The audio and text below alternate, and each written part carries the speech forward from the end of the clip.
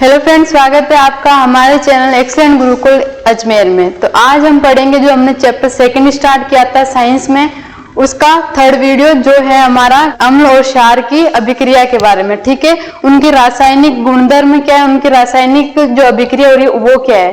तो इससे पहले हमने पढ़ लिया था अम्ल क्षार के बारे में, जो हमने बेसिक पढ़ा था वो हमने पढ़ लिया था। सेकेंड हमने पढ़ लिया था कि अम्ल क्षार को अपन कैसे पहचान सकते। अब हम इसमें देख रहे हैं कि अम्ल क्षार को पहचान लिया, उनकी बेसिक अपन ने जानकारी ले ली। अब उनके बारे में पढ़ेंगे कि उनकी जो रासायनिक अभिक्रिया किन किन के साथ वो रासायनिक अभिक्रिया करेंगे, तो वो क्या क्या प्रेजेंट करेंगे। ठीक है, तो उनकी प्रॉपर्टीज के बारे में देखेंगे, उनकी रिएक्शन के बारे में देखेंगे। तो इससे पहले अपन ने फर्स्ट चैप्टर स्टार्ट किया था, वो हमने चैनल पर अपलोड कर दिया है। टारगेट बेच नाम से हमारी प्लेलिस्ट है यूट्यूब पर, वो जाके आप देख लेना। इसमें सारी आपको वीडियोस मिल जाएगी। इससे रिलेटेड अगर आपको सारे सब्जेक्ट की वीडियोस चाहिए या फिर नोट्स चाहिए, तो हमारा प्लेलिस्ट से एक ऐप है जिसका नाम है एक्सीलेंट गुरुकुल। तो ये ऐप का लोगो ये है, तो आप डाउनलोड कर सकते हो वहां से। तो आपको वहां नोट्स के साथ साथ में क्या मिल जाएगी, रिकॉर्डेड वीडियो भी मिल जाएगी। ठीक है, और क्वेश्चन पेपर ये सब मिल जाएंगे। अगर आपको यूट्यूब पे पढ़ना है तो हमारे साइंस का, मैथ्स का, इंग्लिश का, हिंदी, संस्कृत, इन सब का भी बैच चल रहा है, उनका भी नाम टारगेट बैच है। तो आपका टारगेट क्या होना चाहिए फ्रेंड्स, कि आपको भी टारगेट क्या रखना है, आपके मार्क्स कितने आने चाहिए, 100 में से 100 मार्क्स आपको स्कोर करने, ये आपका टारगेट होना चाहिए। तो आप दिन रात मेहनत करते रहिए, लगे रहिए कि हमको क्या करना है, 100 में से 100 स्कोर करना है। देखो भाई, अगर 100 में से 100 आपको स्कोर करना है तो बातों से तो हो नहीं जाएगा इसको। तो आपको क्या करना पड़ेगा, हर एक चीज को आप ध्यान से पढ़ोगे। अगर दिन रात पढ़ोगे, उस चीज को आप समझोगे, तो आपको क्या है, कोई भी चीज आपकी छूटेगी नहीं। तो आप क्या 100 में से 100 स्कोर कर पाओगे। तो चलो स्टार्ट करते बिना टाइम वेस्ट किए। चैप्टर सेकंड हमने स्टार्ट किया था अम्ल, क्षार और लवण। तो उसकी हम आज देखेंगे अम्ल और क्षारों के रासायनिक गुण। जो अम्ल और क्षार है उनके रासायनिक गुण क्या है। ठीक है, तो अम्ल और क्षार है उनके रासायनिक गुण क्या है। तो अम्ल के साथ अभिक्रिया होगी, सेकंड क्या होगी, क्षार के साथ अभिक्रिया होगी, रासायनिक अभिक्रिया होगी। तो अम्ल के साथ पहले बात कर लेते कि अम्ल के साथ क्या कैसे अभिक्रिया होगी। तो अम्ल के साथ हमने पहले क्या कराया कि अम्ल और धातु की अभिक्रिया कराई। किस किस की अभिक्रिया कर लाई, अम्ल और धातु की अभिक्रिया कराई। तो हमको क्या मिलेगा, लवण प्राप्त होगा और हाइड्रोजन गैस हमको प्राप्त होगी। ये अपनी क्या है, अम्ल के साथ अभिक्रिया है। ठीक है, तो क्या क्या करना है, अम्ल की रिएक्शन किसके साथ करानी है, कोई सी भी धातु हो सकती है। यहाँ पर धातु कौन कौन सी हो सकती है, धातु हो सकती है अपनी सोडियम धातु हो सकती है। सोडियम धातु जानते हो, सोडियम धातु हो सकती है मतलब Na, या फिर Au धातु हो सकती है, Au मतलब सोना, या फिर अपने पास में Ag हो सकती है जिसको अपन चांदी बोलते हैं। ऐसी बहुत सारी धातु हो सकती है, फेरस हो सकती है मतलब कि लोहा।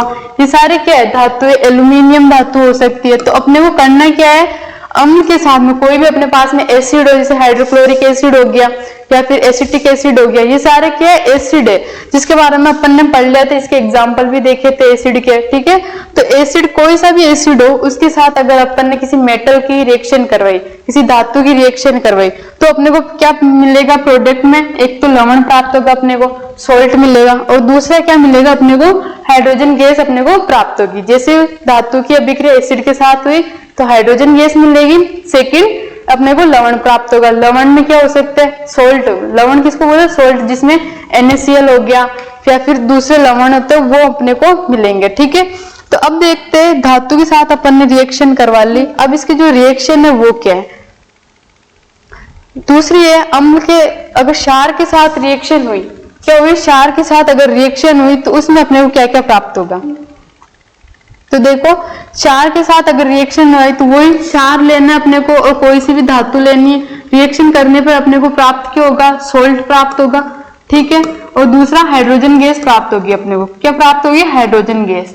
तो ये हमको प्राप्त होगा। जैसे एसिड के साथ रिएक्शन कराने पर अपने को सोल्ट और हाइड्रोजन गैस प्राप्त हो रही थी, वैसे हमको बेसिक के साथ रिएक्शन करवाएंगे किसी भी धातु की, मेटल की, तो अपने को क्या प्राप्त होगा, लवण और हाइड्रोजन गैस प्राप्त होगी। ठीक है, यहाँ पर क्षार कोई सी भी हो सकते हैं, कोई से भी क्षार आप ले सकते हो। और धातु भी वही होगी, सोडियम हो सकती है, एल्यूमिनियम हो सकती है, फेरस हो सकती है, सारी क्या है धातु है। और यहाँ पे क्षार की जगह पे आप कोई सा भी क्षार ले सकते हो, कोई से बेसिस वगैरह जो आपको याद हो, तो उसके साथ अगर रिएक्शन करवाई के जैसे क्षार और धातु की रिएक्शन हो रही है तो आगे आ जाएगा कि वो प्रोडक्ट में बना क्या, प्रोडक्ट, अभिकारक, ये सब तो जानते हो ना। जो अभिक्रिया में अपने भाग ले रहे, ये दोनों क्या है अभिक्रिया में भाग ले रहे, तो उसको क्या बोलते हैं अपन अभिकारक। जो अभिक्रिया में भाग ले रहे उसको अभिकारक बोल रहे। जो अभिक्रिया में भाग लेने के बाद में जो हमने को प्राप्त हुआ उससे क्या बोलते हैं अपन उत्पाद बोलते हैं। उसे क्या बोलते हैं अपन उत्पाद बोलते हैं। उत्पाद मतलब प्रोडक्ट बोलते हैं कि क्या नया प्रोडक्ट बना, बोलते हैं ना जैसे कोई दो चीजों को अपन ने मिलाया तो अपने क्या नया प्रोडक्ट प्राप्त हुआ, तो वो उसको अपन उत्पाद बोलते हैं। देखो तो ये रिएक्शन आगे अगर पूछे कि इसका उत्पाद में अपने को क्या प्राप्त हुआ, तो उत्पाद में हमको प्राप्त होगा लवण और हाइड्रोजन गैस अपने को प्राप्त होगी। ठीक है, अब इनकी रिएक्शन देख लेते हैं। देखो जैसे अपन ने पहले करवाई थी एसिड की मेटल के साथ रिएक्शन करवाई, एसिड की मेटल के साथ रिएक्शन करवाई, तो अपने एसिड क्या लिया यहाँ पे हाइड्रोक्लोरिक एसिड लिया। ये कौन सा एसिड है, हाइड्रोक्लोरिक एसिड है। ठीक है, हाइड्रोक्लोरिक एसिड ले लिया। धातु कौन सी ली अपन ने, धातु ली अपन ने जिंक धातु ली। जिंक क्या है, धातु है। इनकी रिएक्शन करवाई तो अपने को क्या मिला, Zn-Cl2 मिला, जिंक क्लोराइड मिला, और साथ में क्या मिली, हाइड्रोजन गैस मिली जो इस अभिक्रिया में बाहर निकलेगी, हाइड्रोजन गैस के रूप में इसमें बाहर निकलेगी। अब देखो जो जिंक ने इससे अभिक्रिया करी तो जिंक पे यहाँ पे क्या था, पॉजिटिव साइन था, और यहाँ पर क्या है हाइड्रोजन के पास पॉजिटिव है और क्लोरीन के पास माइनस नेगेटिव में साइन है, नेगेटिव इसकी ऑक्सीकरण संख्या है। अब जैसे जिंक के पास में क्या था पॉजिटिव, जिंक के साथ पॉजिटिव था, तो ये किससे रिएक्शन कर लेगा, Cl से रिएक्शन कर लेगा, क्योंकि Cl के पास क्या है -1 है, जिंक के पास क्या है +1 है, तो इन दोनों की रिएक्शन करके ये दोनों क्या हो जाएंगे, बैलेंस हो जाएंगे। तो अपने पास में प्राप्त हुआ क्या हुआ, अपने को जिंक क्लोराइड अपने को प्राप्त हुआ। क्या प्राप्त हुआ, जिंक क्लोराइड। ये जिंक क्लोराइड अपने को प्राप्त हो और साथ में हाइड्रोजन गैस इसमें से रिमूव होगी, मतलब हाइड्रोजन गैस इसमें से निकल गई। नेक्स्ट इसकी देख लेते हैं, जैसे इसकी अभिक्रिया हुई वैसे एसिड के साथ कैसी रिएक्शन होगी। फॉर्म शब्द में तो अपन ने देख लिया था कि ये क्या है, शब्द में इसकी रिएक्शन हो रही है।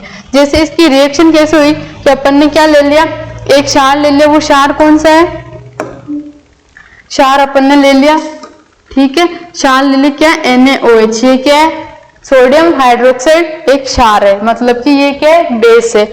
इसकी वही अभिक्रिया किससे कराई, जिंक से अभिक्रिया करवाई। जिंक क्या है, मेटल है, जिंक से अभिक्रिया करवाई तो ये अपने को प्राप्त क्या होगा, लवण और हाइड्रोजन गैस अपने को प्राप्त होगा। तो यहाँ से लवण क्या प्राप्त हुआ, ये लवण प्राप्त हो गया Na2ZnO2, और साथ में अपने को प्राप्त होगी H2 गैस अपने को प्राप्त होगी। तो यहाँ पर ये जो Na2Zn और ये क्या है, सोल्ट है, मतलब कि ये लवण है, और ये हाइड्रोजन गैस यहाँ से रिमूव होगी।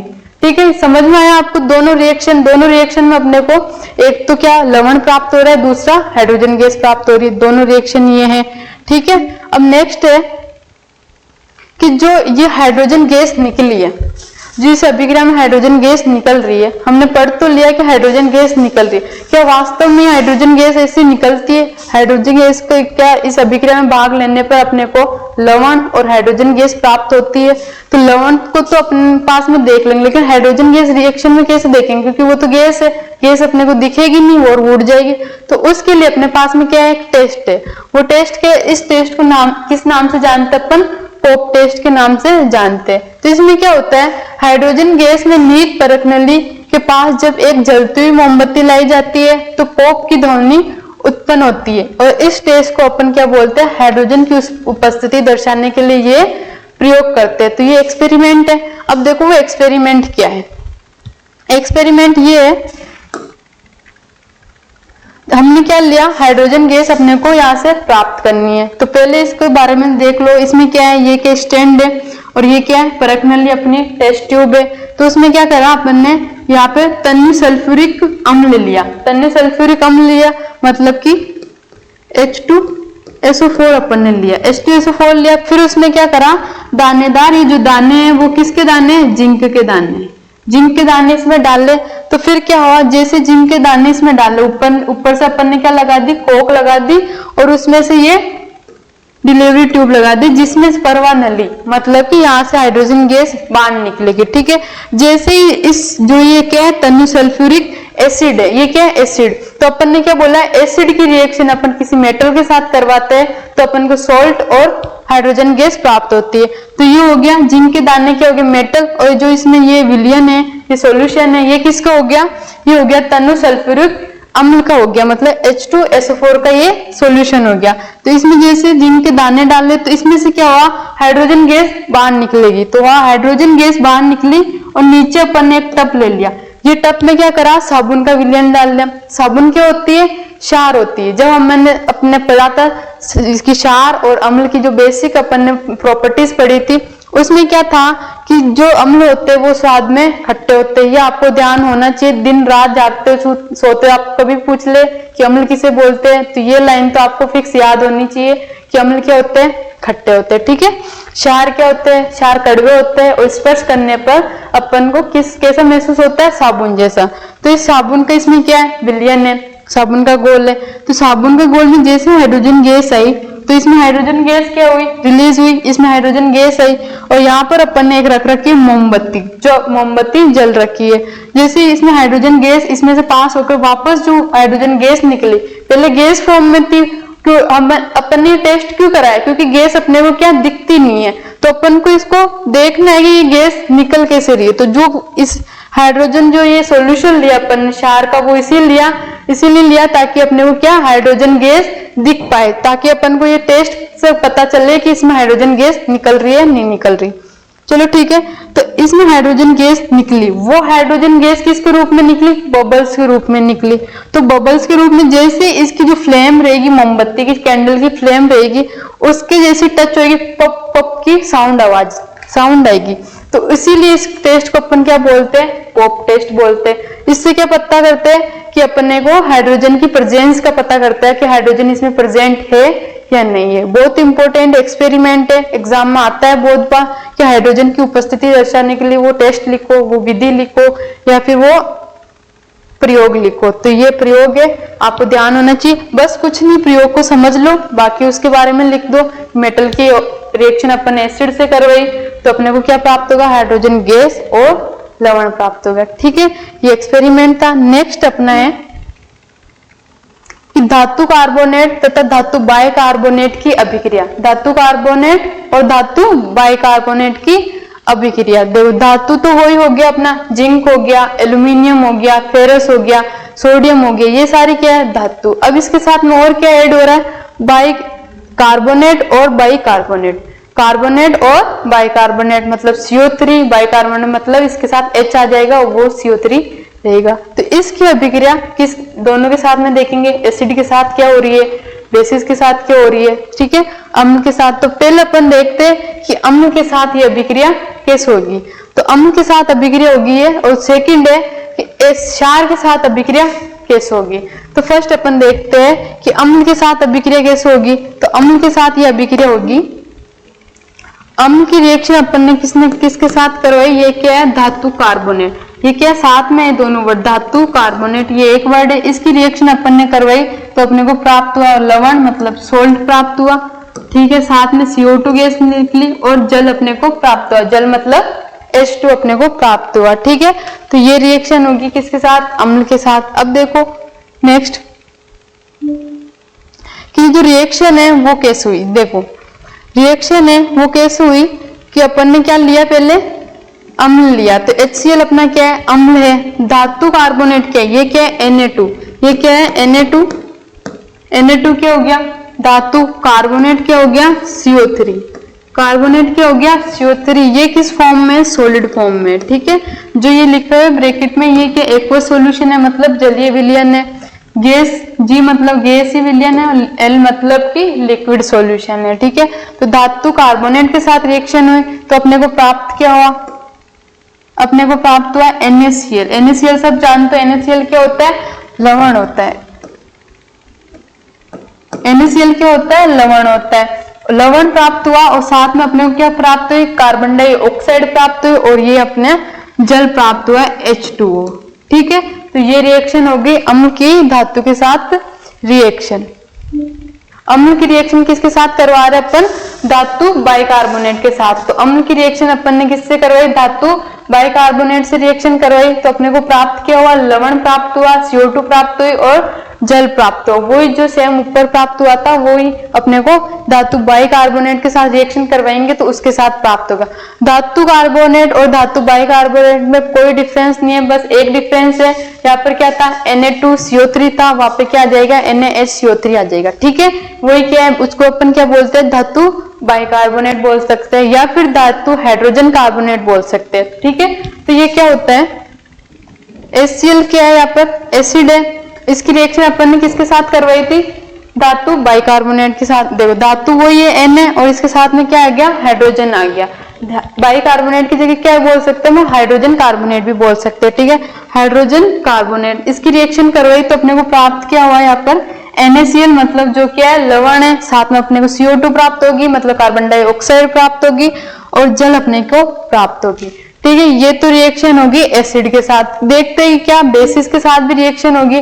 तो बेसिस के साथ मतलब क्षार के साथ इसकी कोई रिएक्शन नहीं होगी। अब भाई अपन ने रिएक्शन तो देख ली, अपन ने देख लिया कि इसमें क्या हाइड्रोजन, पहले वाले टेस्ट में क्या किया था? हाइड्रोजन गैस निकल रही थी, तो उसका अपन ने टेस्ट करके देख लिया कि वास्तव में इसमें हाइड्रोजन गैस निकल रही है या नहीं निकल रही है।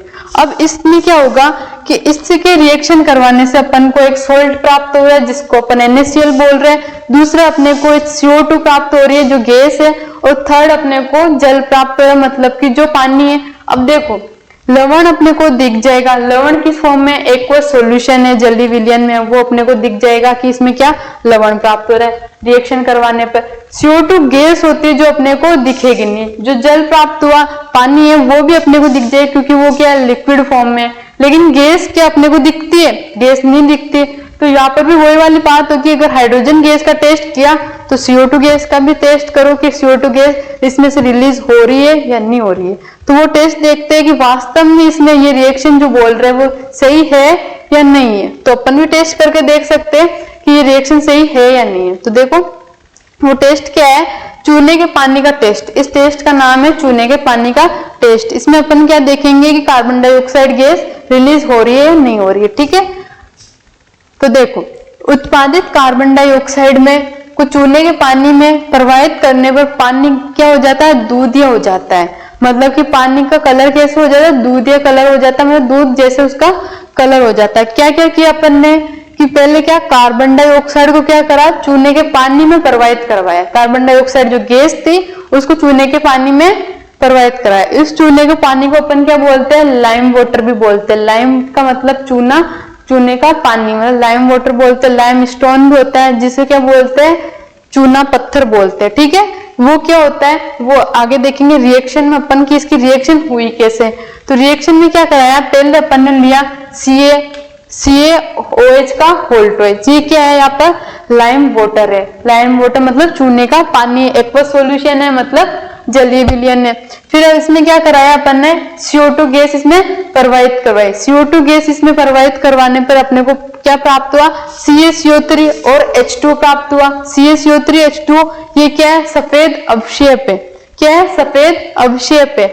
अब देखते हैं इसका एक्सपेरिमेंट। अधिक मात्रा में अगर यहाँ पर तो अपने को CO2 प्राप्त नहीं हुई तो इसमें क्या करेंगे? और अधिक मात्रा में क्या कराएंगे? CO2 गैस उसमें प्रवाहित कराएंगे ताकि अपने को पता चले कि इसमें से CO2 गैस जो अपने को प्राप्त हो रही थी धातु कार्बोनेट के साथ रिएक्शन करवाने पे और धातु बाइकार्बोनेट के साथ रिएक्शन करवाने पे, तो वो CO2 गैस अपने को प्राप्त होती है या नहीं होती है। तो अधिक मात्रा में अपन क्या करेंगे? अब CO2 गैस के इसमें प्रवाहित कराएंगे। तो देखो अधिक मात्रा में अगर CO2 गैस अपन प्रवाहित करवाएंगे, देखो अगर अधिक मात्रा में पहले क्या था? ये रिएक्शन अपनी हो गई थी। ये क्या लाइम वाटर है जिसकी अपन ने रिएक्शन करवाई CO2 के साथ, तो अपने को प्रोडक्ट में क्या मिला? CaCO3 जो क्या है? सफेद अवक्षेप है, मतलब कि उसकी अपने को लेयर प्राप्त होगी। सफेद अवक्षेप इसमें प्राप्त होगा और दूसरा अपने को H2O प्राप्त होगा जो क्या है? लिक्विड सॉल्यूशन है। ठीक है, तो अब क्या करें? ये कैल्शियम कार्बोनेट अपने को प्राप्त हो गया। अब ये कैल्शियम कार्बोनेट से अभी पता नहीं चला कि इसमें CO2 गैस रिलीज हुई या नहीं हुई। तो अब क्या करेंगे? इसमें और अधिक मात्रा में क्या करेंगे? अपन CO2 गैस रिलीज करवाएंगे। तो देखो वही रिएक्शन है, कैल्शियम कार्बोनेट की रिएक्शन अपन ने कराई।